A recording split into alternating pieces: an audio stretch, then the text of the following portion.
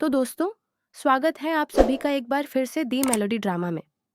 आज हम बात करने वाले हैं परफेक्ट क्राउन एपिसोड 6 की। और यकीन मानिए, इस एपिसोड में रोमांस, इमोशंस, जलन, प्यार और बड़े बड़े सीक्रेट सब कुछ देखने को मिलता है।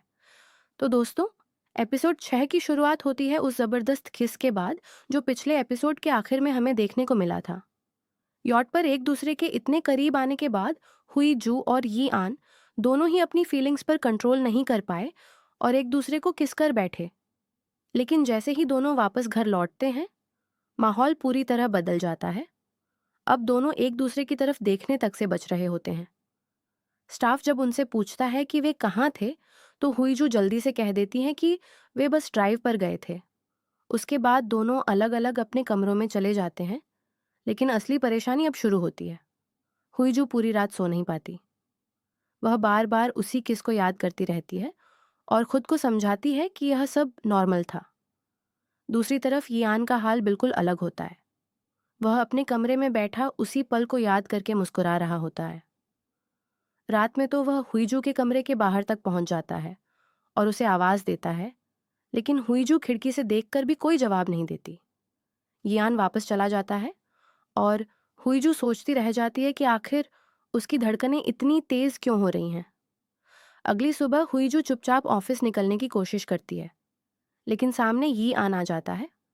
उसे देखकर हुईजू इतनी घबरा जाती है कि गिरने ही वाली होती है, लेकिन यी आन उसे संभाल लेता है। कुछ पल के लिए दोनों की आंखें मिलती हैं और हुईजू को फिर वहीं किस याद आ जाता है। वह जल्दी से बहाना बनाकर वहां से निकल जाती है। इसके बाद वह चर्च पहुंचती है और पादरी से मजाकिया अंदाज में कहती है कि शायद किसी ने उस पर जादू कर दिया है, क्योंकि वह लगातार एक ही इंसान के बारे में सोच रही है। चर्च के बाहर उसे जंगवू मिलता है।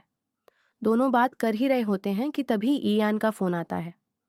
हुईजू फोन उठाती है, लेकिन पीछे से जुंगवू की आवाज सुनकर जल्दी से कॉल काट देती है।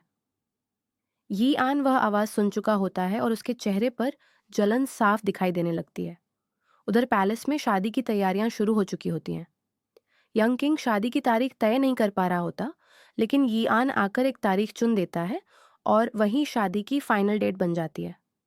दूसरी तरफ हुईजू अपनी ज्वेलरी शॉप जाती है, जहां उसका भाई ताइजू फिर से कंपनी का मालिक बनने के सपने देखने लगता है। हुईजू उसे साफ कह देती है कि पहले खुद को साबित करो, उसके बाद ही वह कोई फैसला करेगी। इसके बाद हुईजू पैलेस पहुंचती है, जहां उसकी और यीयान की शादी के कपड़ों की फिटिंग चल रही होती है। हुईजू बार बार यीयान को देख रही होती है और हर बार पकड़ी जाती है। यीयान भी उसे छेड़ने का कोई मौका नहीं छोड़ता। जब वह उसके बालों को ठीक करता है तो उसका हाथ हुईजू की गर्दन को छू जाता है और हुईजू की हालत और ख़राब हो जाती है। वहाँ मौजूद सभी लोग सोचने लगते हैं कि शायद उसे बुखार हो गया है। फिर दोनों का मेडिकल चेकअप होता है। डॉक्टर शादी के बाद की रस्मों और बच्चों से जुड़ी बातें करने लगते हैं। ये सब सुनकर शीजू इतनी नर्वस हो जाती है कि उसकी हार्ट बीट अचानक तेज हो जाती है। ईयन सब समझ जाता है और मुस्कुराने लगता है। जब दोनों अकेले होते हैं तो ईयन पूछता है कि आखिर उसे क्या हो गया है। हुईजू तुरंत इनकार कर देती है और कहती है कि जो कुछ भी हुआ था वह नॉर्मल था। यहाँ तक कि वह कह देती है कि अगर वहाँ यी आन की जगह कोई और भी होता तो शायद वही सब हो जाता। ये सुनकर यी आन की मुस्कान गायब हो जाती है। वह गंभीर होकर कहता है कि ऐसा बिल्कुल नहीं है। अगर वहाँ कोई और लड़की होती तो ऐसा कभी नहीं होता। जो हुआ वह सिर्फ इसलिए हुआ क्योंकि वह हुईजू थी। ये सुनकर हुईजू कुछ भी नहीं कह पाती और शर्म से लाल हो जाती है।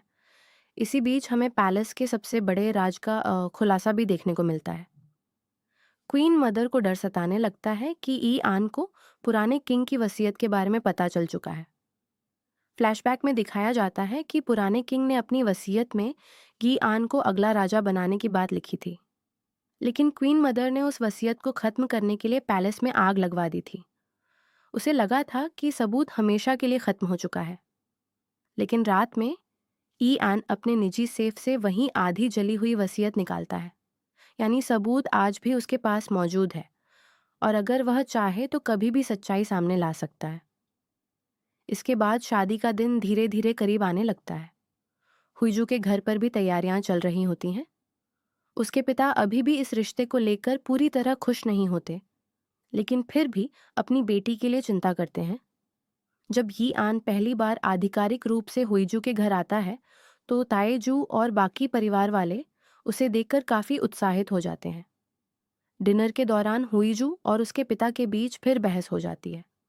हुईजू अपने दिल की सारी बातें निकाल देती हैं और पूछती है कि आखिर उसके भाई को हमेशा उससे ज्यादा प्यार क्यों मिला। ये सुनकर माहौल भावुक हो जाता है। हुईजू अपने कमरे में चली जाती है और यियान उसके पीछे पहुंच जाता है। वहां वह हुईजू के कमरे में रखे हुए ढेर सारे अवार्ड्स देखता है और समझ जाता है कि इस लड़की ने अपनी मेहनत से कितनी बड़ी पहचान बनाई है। तभी हुईजू उससे सीधा सवाल पूछती है कि क्या वह सच में उसे पसंद करने लगा है। कुछ सेकंड चुप रहने के बाद ईयान पहली बार अपनी भावनाओं को स्वीकार कर लेता है। वह कहता है कि हाँ, अब वह सच में उसे पसंद करने लगा है और उसे खुश रखने के लिए कुछ भी कर सकता है।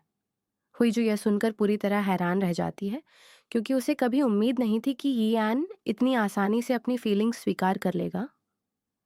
अगले दिन यियान जुंगवू से अकेले में मिलता है और साफ कह देता है कि वह हुईजू को पसंद करता है, इसलिए जुंगवू को अब उनके बीच नहीं आना चाहिए।